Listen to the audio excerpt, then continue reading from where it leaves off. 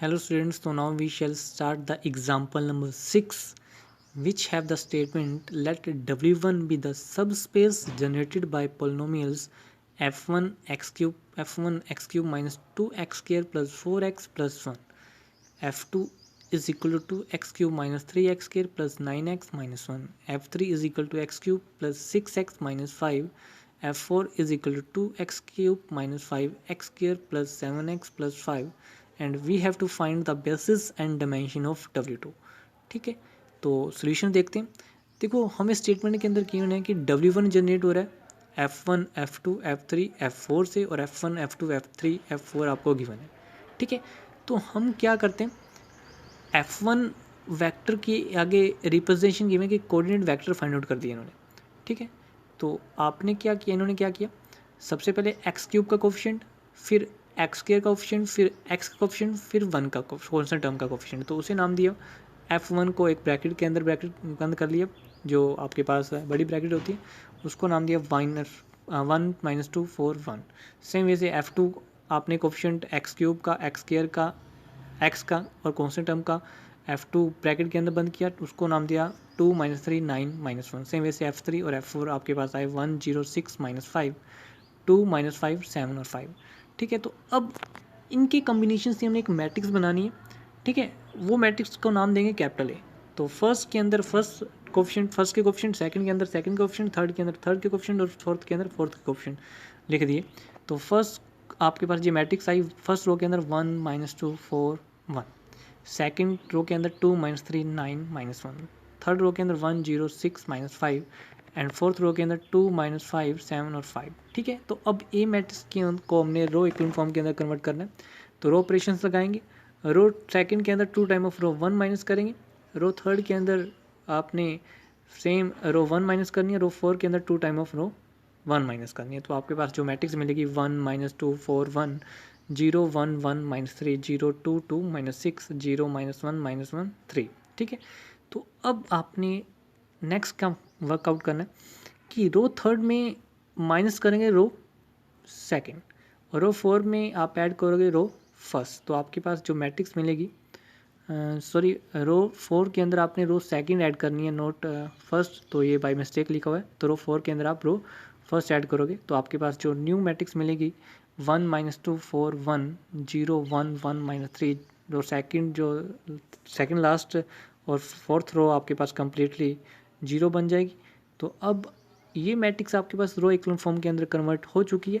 तो इसके अंदर जितने number of non zero row matrix मिली, नॉन जीरो रो मिली, वो आपके पास बेसिस बन जाएगी, उतनी डिमेंशन हो जाएगी। ठीक है, बेसिस की, जिससे W आपका सबस्पेस जनरेट हो रहा है। ठीक है, तो इसके बाद तो जो नॉन जीरो रो मिली, फर्स्ट रो आपके पास फर्स्ट फैक्टर हो जाएगा बेसिस का और सेकंड रो सेकंड वेक्टर हो जाएगा। तो 1 - 2 4 1 0 1 1 3 फॉर्म ए बेसिस। ठीक है, तो इनके कोरस्पॉन्डिंग जो पोलोमियल मिलेगी, तो फर्स्ट 1 एक्स क्यूब का कोफिशिएंट, ठीक है, -2 एक्स स्क्वायर का कोफिशिएंट और 4 एक्स का कोफिशिएंट और कॉन्स्टेंट टर्म 1, तो x cube -2 x square plus 4x plus 1 आपके पास पोलोमियल मिलेगी। सेकंड वेक्टर कोरस्पॉन्डिंग जो पोलोमियल मिलेगी, एक्स क्यूब का कोफिशिएंट 0 है, एक्स स्क्वायर का कोफिशिएंट 1 है, एक्स का 1 है और -3 कॉन्स्टेंट टर्म का कोफिशिएंट है, तो एक्स स्क्वायर प्लस एक्स -3 आपके पास बेसिस होगी W की। ठीक है, तो dimension of W is equal to 2 आ गई, क्योंकि जितने number of linearly independent row हैं उतने ही डायमेंशन होते हैं, और बेसिस के अंदर वैसे भी 2 एलिमेंट्स जा रहे हैं, तो डायमेंशन क्या आते हैं, number of element in basis. तो आपके पास डायमेंशन आ गई W2 की 2। फिर एग्जांपल नंबर 7 करना है अटैम्प्ट हमने कि let V be the vector space आपको गिवन है 2x2 मैट्रिक्स का over the reals, W be the subspace generated by, ठीक है, W सब स्पेस है V का जो जनरेट हो रहा है इन 4 मैट्रिक्स की हेल्प से। ठीक है, 2x2 की 1 - 5 -4 2 1 1 -1 5 2 -4 -5 7 1 - 7 -5 1। ठीक है, तो we have to find a basis and dimension of W। तो हमने बेसिस फाइंड आउट करनी है, डायमेंशन फाइंड करनी है W की। तो सॉल्यूशंस आता है, तो हमें स्टैंडर्ड बेसिस तो पता होती है V की। ठीक है, तो V वेक्टर स्पेस है ओवर 2x2 मैट्रिक्स के ऊपर, तो इसकी जो स्टैंडर्ड बेसिस होती है ये होती है जो नीचे गिवन है B 1 0 0 0 0 1 0 0 0 0 1 0 0 0 0 1। 2x2 की जो स्टैंडर्ड बेसिस होती हैं ये होती हैं। तो अब हमने फाइंड आउट करना है W1 जो सब ये V की बेसिस है, वेक्टर स्पेस V की, तो हमने तो W की बेसिस फाइंड आउट करनी है, ठीक है। तो उसके लिए आपको जो फर्स्ट मैट्रिक्स गिवन है उसको इनसे आप एक मैट्रिक्स बनाओगे, जैसे आप A का नाम दोगे, ठीक है। तो हमने करना क्या है, जो फर्स्ट रो है मैट्रिक्स A की, उसके अंदर जो आपके पास W जिन सब स्पेस से जनरेट हो रहा है उस मैट्रिक्स की फर्स्ट रो के अंदर सारी एंट्रीज लिख लेनी है। तो जो W जनरेट हो रहा है क्वेश्चन के अंदर गिवन है 1 -5 -4 2, फर्स्ट मैट्रिक्स गिवन है, इसे कम्प्लीटली एक फर्स्ट रो के अंदर लिख दो 1 -5 -4 और 2। सेकंड मैट्रिक्स को सेकंड रो के अंदर लिख दो 1 1 -1 5। थर्ड मैट्रिक्स को थर्ड रो के अंदर लिख दो 2 -4 -5 और 7। और फोर्थ मैट्रिक्स को फोर्थ रो के अंदर लिखेंगे 1 -7 -5 और 1। ये आपके पास मैट्रिक्स ए। अब ए मैट्रिक्स को आपने एक्लोन फॉर्म के अंदर कन्वर्ट करना है, ऑपरेशंस रो अप्लाई करने, कॉलम ऑपरेशन नहीं अप्लाई करने, तो ऑपरेट करेंगे, ठीक है। ऑपरेशन लगाएंगे, रो सेकंड के अंदर हम माइनस करेंगे रो 1, और रो थर्ड के अंदर माइनस करेंगे 2 टाइम ऑफ रो 1, और रो 4 के अंदर माइनस करेंगे रो 1। तो आपको जो मैट्रिक्स ऑपरेशन अप्लाई करने के बाद मिली अबव, तो 1 -5 -4 2 0 6 3 3 0 6 3 3 0 -2 -1 1। तो अब रो थर्ड में आपने अब ऑपरेशन अप्लाई कर रहे हैं, रो थर्ड में रो सेकंड माइनस करोगे, रो फोर्थ में आप 1/3 करोगे रो सेकंड का। तो आपके पास जो लास्ट जो 2 रो हैं वो जीरोस बन जाएंगे, और आपके पास मैट्रिक्स मिलेगी 1 -5 -4 2 0 6 3 3, और लास्ट 2 जो रो हैं वो जीरो। अब ऑपरेट करेंगे, रो सेकंड के अंदर 1/3 करेंगे रो सेकंड का, तो आपके पास जो मिलेगी 1 -5 -4 टू फर्स्ट रो, और सेकंड रो 0 2 1 1। ये आपके पास रो एक्लोन फॉर्म होगी मैट्रिक्स ए की, क्योंकि लास्ट 2 जीरोस रो हैं वो जीरोस बन गई, तो नंबर ऑफ नॉन जीरोस रो इसके अंदर आई 2, तो 2 होगी बेसिस ऑफ W1 की, और जो बेसिस के अंदर वेक्टर्स आएंगे वो जो 2 नॉन जीरो रो मिली हैं वो आप लिखोगे 1 -5 -4 2 0 2 1 1। तो फर्स्ट फैक्टर को मैट्रिक्स फॉर्म में लिखोगे -1 -5 -4 2, और जो सेकंड वेक्टर को मैट्रिक्स फॉर्म में लिखोगे 0 2 1 1। तो ये आपके पास 2 मैट्रिक्स मिलेगी बेसिस ऑफ W। तो आफ्टर दैट 7th एग्जाम्पल के बाद हम पहुंच गए हैं एग्जाम्पल नंबर 8 के ऊपर, जो स्टेटमेंट है find a basis and solution space S of the following system of linear equations. आपके पास 3 इक्वेशन गिवन है, दैट मीन्स तीनों इक्वेशन को मिला के आप सिस्टम ऑफ लीनियर इक्वेशन बोल देते हैं, क्योंकि जो डिग्री है इन हर इक्वेशन की वो लीनियर है, 1 है।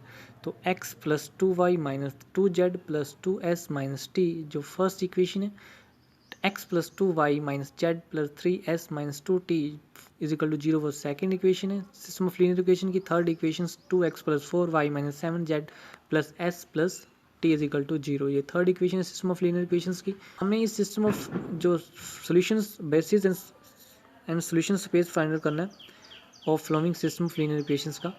तो हम जानते हैं the given system of equation को हम लिख सकते हैं Ax = b की फॉर्म के अंदर। बी मैट्रिक्स आपको यहाँ पे 0 मिलेगी, ठीक है। तो ए मैट्रिक्स कंपेयर करोगे तो ए आप मैट्रिक्स बनाओगे, ठीक है। तो आप जो कोफिशिएंट है x Y z to s और टी के, उसको फर्स्ट रो के अंदर लिखोगे फर्स्ट इक्वेशन के, और सेकंड इक्वेशन के सेकंड रो के अंदर लिखोगे, और थर्ड इक्वेशन को थर्ड रो के अंदर लिखोगे। तो आप लिख सकते हो 1 2 -2 2 -1 1 2 -1 3 -2। दैट मीन्स कि आप फर्स्ट रो के अंदर लिखते हो 1 2 -2 2 -1, सेकंड रो के अंदर लिख सकते हो 1 2 -1 3 -2, और थर्ड रो के अंदर लिख सकते हो 2 4 -7 1 1 इंटू, ठीक है, इंटू एक कॉलम मैट्रिक्स लिखोगे x y z s t = 0 0 0। तो आपके पास अबव ax + b से कंपेयर करोगे तो a मैट्रिक्स आपके पास आएगी 1 2 -2 2 -1 फर्स्ट रो के अंदर, 1 2 -1 3 -2 सेकंड रो के अंदर, 2 4 -7 1 1 ये थर्ड रो के अंदर आएगी, और x आपके पास एक कॉलम मैट्रिक्स मिलेगी x y z s t entries के साथ, और b मैट्रिक्स आपको 0 मैट्रिक्स मिलेगी, ठीक है। तो अब आपने ए मैट्रिक्स के अंदर रो ऑपरेशन अप्लाई करने हैं टू फाइंड द बेसिस और सॉल्यूशन स्पेस फाइंड आउट करने के लिए। तो अब इसको ए मैट्रिक्स को एक्लोन फॉर्म के अंदर लेके आना है, तो आप क्या करोगे, रो सेकंड में आप रो फर्स्ट माइनस करोगे, और रो थर्ड के अंदर 2 टाइम ऑफ रो 1 माइनस करोगे, तो आपके पास जो मैट्रिक्स मिलेगी 1 2 first row 1 2 -2 2 -1 without any change same रहेगी, और सेकंड रो के अंदर 0 0 1 1 -1 और थर्ड रो के अंदर 0 0 -3 3। फिर ऑपरेट करोगे, रो 1 में आप 2 टाइम ऑफ रो 2 माइनस करो ऐड करोगे, और रो थर्ड में आप 3 टाइम ऑफ रो 1 ऐड करोगे, रो सेकंड ऐड करोगे, तो आपके पास जो मैट्रिक्स मिलेगी, जो लास्ट रो है वो जीरोस बन जाएगी। तो आपके पास 1 2 0 4 -3 0 0 1 1 -1 0 0 0 0, ये आपके पास एक रो एक्लॉन फॉर्म आ गई मैट्रिक्स। तो गिवन सिस्टम आपके पास रिड्यूस हो गया। ठीक है, तो अब आपने क्या करना है, इसको x Y Z S t से मल्टीप्लाई कर देना जो। तो अब matrix row echelon form matrix size को आप मल्टीप्लाई करोगे विद एक्स वेक्टर के साथ, जो आपके पास column vector X Y Z S T. तो आपके पास जो मैट्रिक्स मिलेगी x + 2y + 4s - 3t = 0, z + s - t = 0, और आपके पास ये दो इक्वेशंस मिलेंगी। ठीक है, जब मल्टीप्लाई करोगे तो अब दो इक्वेशंस आपके पास, सिस्टम ऑफ इक्वेशन रिड्यूस होगी इन दो इक्वेशन के अंदर। तो यहाँ से आप x की वैल्यूज निकाल लोगे -2y - 4s + 3t, और z की वैल्यूज निकाल लोगे -s + t। ठीक है, तो जो सोल्यूशन स्पेस होता है वो सेट ऑफ x निकालना है कि वो x जो आपको 0 दे। ठीक है, a से मल्टीप्लाई करने के बाद तो आपके पास x क्या था, x y z s t। तो x की वैल्यूज ऊपर निकालिए, -2y - 4s + t पुट करोगे, और z की वैल्यू -s + t पुट करोगे। तो अब आपने y s और t से 3 वेक्टर बनाने, जिससे एक y कॉमन आता हो, दूसरे से s कॉमन निकल के आता हो, और तीसरे को t कॉमन निकल के आता हो। ठीक है, तो अब आप लिख सकते हो, क्योंकि y जो आप x जहाँ पे पुट किया वहाँ पे 2 है, तो y बाकी 4s के साथ कॉमन आ जाएगा और 3t के अंदर कॉमन आ जाएगा। तो x वाली जो फर्स्ट कोफिशिएंट है वहाँ से -2 निकल के आएगा। सेकंड आपके पास जीरोस, क्योंकि y सेकंड 1 आएगा, क्योंकि y कोफिशिएंट पड़ा। ठीक है, फिर थर्ड 0 0 0 आ जाएंगे। फिर आपने जब s कॉमन निकालना है, सेकंड जो कॉलम लिखा हुआ है वो x में से -4 एंट्रीज है, तो -4 निकल के आएगा। y वाली जो सेकंड एंट्रीज थी वो तो 0 है। z एंट्रीज आपके पास जब z की वैल्यूज पुट की थी वो -1 s + t थी, तो s निकल के बाहर आया, तो -1 अंदर रहेगा, और t वैल्यूज 0। t जब कॉमन लिया आपने, तो फर्स्ट जब x की वैल्यूज पुट की थी तो 3t था, तो t बाहर निकल के आ गया, 3 बचेगा, y है नहीं, 0 है। फिर s जब t की वैल्यूज आपने z में पुट की थी तो -s + t, वहाँ से t का कोफिशिएंट 1 है तो 1 आएगा, और s इज के कोफिशिएंट है नहीं तो वो 0 आएगा, और t का कोफिशिएंट 1 है। तो दैट मीन्स जो आपके पास अब y s और t के जो कोफिशिएंट्स आए वेक्टर्स, ठीक है, वो आपके पास यहाँ पे क्या आ रहे हैं, सोल्यूशन स्पेस है s का। तो -2 1 0 0 0 -4 0 -1 1 0 3 0 1 0 0। तो अब सोल्यूशन स्पेस के अंदर जितने नंबर ऑफ एलिमेंट्स हैं, ये बेसिस हो गए सोल्यूशन स्पेस के, और जितनी डिमेंशन होती है, जितने नंबर ऑफ एलिमेंट है बेसिस के अंदर। ठीक है, तो ये आपके पास बेसिस के अंदर 3 एलिमेंट थे, तो डिमेंशन इसकी 3 आ गई। ठीक है, नेक्स्ट हमने करना है कि W1 9th एग्जाम्पल है कि late W1 and W2 B 2 सब स्पेसिस हैं of vector space R4 over R के। फिर W1 आपको गिवन है एक सेट जिसके अंदर 4 कंपोनेंट्स हैं A B C D, such that कि वो इक्वेशन को सेटिस्फाई कर रहे हैं B - 2C + D = 0। और W2 एक ऐसा सब स्पेस है जो 4 component A B C D से हैं जिसके, ठीक है, तो अब एक इक्वेशन को सेटिस्फाई कर रहे हैं। ये दो इक्वेशंस हैं, ए फर्स्ट एंट्री लास्ट के इक्वल होनी चाहिए, A = D, और जो सेकंड एंट्री है 2 टाइम ऑफ C के इक्वल होनी चाहिए, B = 2C होनी चाहिए। फिर हमने फाइंड आउट करना है इसके अंदर कि डिमेंशन ऑफ W1 की, W2 की, W1 इंटरसेक्शन W2 की, और बेसिस भी फाइंड आउट करनी है। तो सोल्यूशन देखते हैं, पहले इस फर्स्ट पार्ट के अंदर W1 के लिए काम करते हैं, बेसिस और डिमेंशन फाइंड करते हैं। W1 आपको गिवन है A B C D। सो हाँ जी, W यहाँ पे आपको गिवन है A B C D such that कि B - 2C + D = 0। तो W is the solution space of equations B - 2C + D = 0। ठीक है, B यहाँ पे वैल्यूज निकलेगी 2C - D। तो we shall find the basis, its basis find out करनी है। यहाँ पे आपको जो वेक्टर गिवन है A B C D, उसको एक कॉलम के अंदर लिख लोगे A B C D। ठीक है, तो अब B की जगह वैल्यू सब्स्टिट्यूट कर दोगे 2C - D। ठीक है, तो अब A C D कॉमन निकालने, तो आप लिख सकते हो इसको A 2C, ठीक है, 0 0।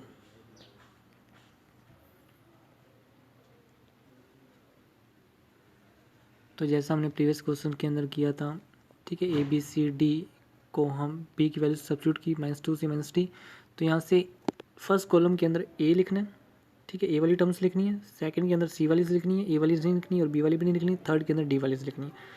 तो आपके पास फिर फर्स्ट में ए कॉमन आ जाएगा तो 1 0 0 0, सेकंड के अंदर 0 2 1 सी, और थर्ड के अंदर डी कॉमन आ गया 0 -1 0 1। तो यहाँ से आपके पास ये इक्वेशंस आ जाएगी, ए मल्टीप्लाई फर्स्ट के साथ, सेकंड के साथ सी, और डी थर्ड के साथ, और तीनों का सम। ठीक है, तो यहाँ पे आपके पास जो बेसिस बनेगी W1 की, वो जो वेक्टर्स आए फर्स्ट कॉलम के अंदर 1 0 0 0 2 1 0 0 -1 0 1, तो इनको आपको जैसा W1 के अंदर वेक्टर गिवन थे ABCD उसी फॉर्म के अंदर लिखोगे 1 0 0 0 0 2 1 0 0 -1 0 1। तो ये W1 की बेसिस होगी जिसकी डायमेंशंस आई 3। सिमिलरली W2 के लिए काम करेंगे। W2 आपको गिवन है, ठीक है, ABCD सच दैट की दो इक्वेशन को सेट करता है, A = D B = 2C। तो W2 इज द सोल्यूशन है स्पेस एक ऐसा जो इन इक्वेशन को सेटिस्फाई करेगा A D और B = 2C को। तो we shall find its basis find करनी है, तो वही चीज़ ABCD, ठीक है, A की जगह A की वैल्यू सब्स्टिट्यूट करोगे जो D है, और B की जगह 2C लिखोगे इस वेक्टर के अंदर, तो D 2C C + D। तो अब आप इन्हें दो के अंदर ब्रेक करोगे क्योंकि C और D ही कोफिशिएंट्स आ रहे हैं, तो C वाले अलग लिखोगे और D वाले अलग। तो आप लिख सकते हो इसे 0 2C C 0, ठीक है, और लिख सकते हो इसे D 0 0 D। तो फर्स्ट जो आपने D वाली टर्म C वाली टर्म्स लिखी थी वहाँ से C कॉमन लेंगे तो आपके पास उसके साथ कोफिशिएंट आएगा 0 2 1 0, प्लस सेकंड में D वाली टर्म्स ली थी तो कोफिशिएंट बाहर D निकाल दिया, अंदर आ गया कोफिशिएंट 1 0 0 1। तो आपके पास यहाँ पे C और D आपके पास अननोन है, ठीक है, और इंडिपेंडेंट है। तो बेसिस W2 की जो आपके पास आई उसके अंदर जो 0 2 1 0 वेक्टर है, दूसरा 1 0 0 1 वेक्टर है। तो बेसिस की डायमेंशंस की अगर वेक्टर स्पेस W2 की बात करेंगे डायमेंशंस की, तो जितने नंबर ऑफ वेक्टर्स उसके अंदर उतनी ही बेसिस की डायमेंशन, तो डायमेंशन ऑफ W2 इज 2 आ गई यहाँ पे। फिर नेक्स्ट काम है W1 इंटरसेक्शन W2 की बेसिस की डायमेंशंस फाइंड आउट करना और बेसिस फाइंड आउट करना। ये थोड़ा सा इंटरेस्टिंग है और समझने वाला है। देखो इंटरसेक्शन मीन्स कि दोनों की कंडीशन रिस्ट्रिक्ट हो जाएंगे इसके ऊपर, ठीक है। इंटरसेक्शन एक छोटी चीज़ होती है, ज़्यादा से ज़्यादा रिस्ट्रिक्शन लगेंगी, जो W1 के अंदर रिस्ट्रिक्शन लग रही है वो भी और W2 के अंदर भी, ठीक है। तो एक ऐसा सेट आएगा W1 intersection W2 ABCD such that कि जो W1 वाली इक्वेशन को भी सेटिस्फाई करे और W2 की भी सेटिस्फाई करे। तो दैट मीन्स हम लिख सकते हैं ABCD such that B - 2C + D = 0, जो W1 की इंटरसेक्शन ABCD सच दैट कि A = D और B = 2C, ठीक है। तो अब हमारे पास दोनों की रिस्ट्रिक्शन एक ही में ही आ जाएंगे, ABCD सच दैट कि A = D B = 2C और B - 2C = D हो। तो यहाँ से आप इसको आगे इम्प्लाइज कर सकते हैं कि ABCD सच दैट कि A = D और B = 2C है। तो जो थर्ड इक्वेशन थी उसमें दोनों वैल्यू सब्स्टिट्यूट कर दोगे, ठीक है। तो आप B को वैल्यूज पुट करोगे 2C, तो यहाँ से D = वहाँ से 0 आ जाएगा, ठीक है। तो A D के इक्वल है तो A भी आपके पास 0 आ जाएगा और D भी 0 है, B = 2C। तो यहाँ से आपके पास जो इसी W1 इंटरसेक्शन W2 को लिख सकते हो आप, A की वैल्यू 0 सब्स्टिट्यूट कर दो और D की वैल्यू 0 सब्स्टिट्यूट कर दो, तो लिख सकते हो 0 0 और B की जगह आप 2C लिख सकते हो, तो 2C C 0। तो आप लिख सकते हो 0 2C C 0। तो ABCD को आप लिख सकते हो 0 2C C 0। तो C कॉमन आएगा, A की लीनियरली इंडिपेंडेंट वेक्टर मिला जहाँ पे 0 2 1 0 उसका कोफिशिएंट है, तो बेसिस के अंदर यही वेक्टर जाएगा 0 2 1 0। तो जितने नंबर ऑफ एलिमेंट बेसिस के अंदर उतनी ही उसकी डायमेंशंस। तो W1 इंटरसेक्शन W2 की डायमेंशन यहाँ पे 1 आएगी। तो ये क्वेश्चन हो गया। नेक्स्ट एक्सरसाइज के अंदर सारे क्वेश्चंस नहीं ट्राई करने बच्चे, आपने क्वेश्चन वही करने जो GN2 के अंदर आए हुए हैं। जो 12th क्वेश्चन है वो आया हुआ है और 14th क्वेश्चन आया हुआ है, 18th आया हुआ है, ठीक है। तो 18th के बाद 21 आया हुआ है। तो ये सारे एग्जाम्पल सेम है जैसे एग्जाम्पल के अंदर है। अगर ना भी करोगे तो एग्जाम्पल आपने किए हुए हैं तो उन्हीं से रिलेटेड हैं, तो हो जाएंगे आपके क्वेश्चन जी। सो नेक्स्ट हम स्टार्ट करेंगे चैप्टर लीनियर ट्रांसफॉर्मेशंस, जो आपका 5th चैप्टर है, ठीक है। 5th और 6th करने के बाद फिर हम चैप्टर नंबर 4th के ऊपर आएंगे, ठीक है। 4th में 2 थ्योरम में ज़्यादा इंपॉर्टेंट है वो करनी है और एग्जाम्पल्स करेंगे, इसके अलावा कुछ नहीं करेंगे। सो थैंक यू बच्चे, इसे ध्यान से करना जो आज आपने किया है।